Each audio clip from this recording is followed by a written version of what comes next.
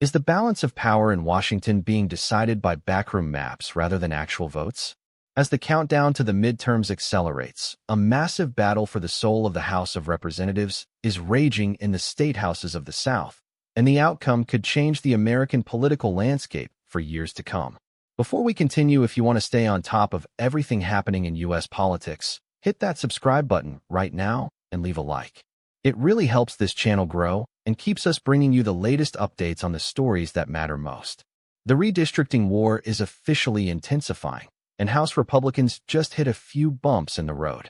In both Alabama and South Carolina, plans to redraw congressional maps have been stalled. In South Carolina, state lawmakers decided to buck the process entirely, effectively nixing the redrawing of their maps for the time being. Meanwhile, in Alabama, the GOP is taking the fight all the way to the Supreme Court after a lower court halted their proposed map. At stake here are 2 House seats that Republicans were banking on to expand their razor-thin majority. But if you think this is just a minor localized issue, think again. This is part of a massive, nationwide arms race between President Donald Trump's coalition and the forces aligned with Minority Leader Hakeem Jeffries. Despite these recent setbacks, Republicans aren't exactly sweating it. According to the National Republican Congressional Committee, the GOP is competing from a position of undeniable strength. They argue that they remain on the offensive in key battleground districts and that the overall electoral map remains far more favorable to their side than the Democrats are willing to admit. And when you look at the broader national scoresheet, the numbers seem to back that up.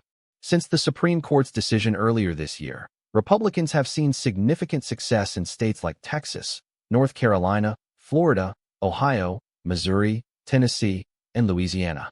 In fact, if the Supreme Court sides with the GOP in Alabama, the math suggests a potential gain of 16 seats for Republicans compared to just 6 for the Democrats.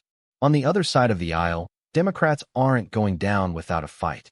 While they suffered a major blow in Virginia after the Supreme Court effectively tossed out a map they had spent millions to enact, they have managed to secure 5 favorable seats in California and are currently eyeing an aggressive play in Utah to pick up at least 1 more.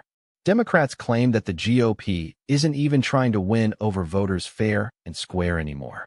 They argue that Republicans are resorting to illegal gerrymanders and voter suppression because they know their policies on the economy are failing to resonate with the American people.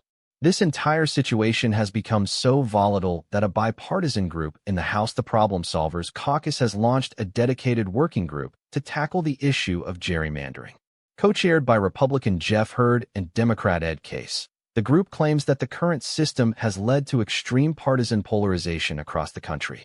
Hurd has been vocal about his position, stating that redistricting should be rooted in transparency, consistency, and a strict respect for the rule of law. He believes that congressional representation should reflect the communities being served, not just the political ambitions of whoever happens to hold the pen at the moment. So, where does this leave the average American voter? We are essentially watching a high-stakes tug-of-war for the control of Congress. Republicans are leveraging their control in conservative strongholds to solidify their path to 2026, while Democrats are fighting to neutralize those gains through the courts and strategic map drawing of their own. The reality is that the map is the foundation upon which all our legislative progress or stagnation is built. Whoever wins the redistricting war will essentially dictate the speed at which their party can pass legislation or block the opposition's agenda. The legal battles in Alabama and the legislative standoffs in the Palmetto State are just the opening salvos. As we move closer to the election season, we can expect more lawsuits, more appeals to the Supreme Court, and more heated rhetoric from both parties. The GOP remains confident that their strategy is working, while the Democrats are betting everything on a grassroots push to paint these maps as a direct attack on democracy itself. It's a complex, messy, and frankly, expensive fight that will have lasting consequences for how your voice is heard in the halls of Congress. But I want to hear from you. Do you believe these redistricting shifts are a necessary part of the electoral process? Or is this an out-of-control power grab that undermines the very idea of representative government? Drop your opinion in the comments below. I read every single one, and am curious to see where you stand on this. Whether it's the Supreme Court's influence or state-level political maneuvering, one thing is certain. The map makers are working just as hard as the candidates. We'll be keeping a close watch on the developments in Alabama and the rest of the country as this situation evolves.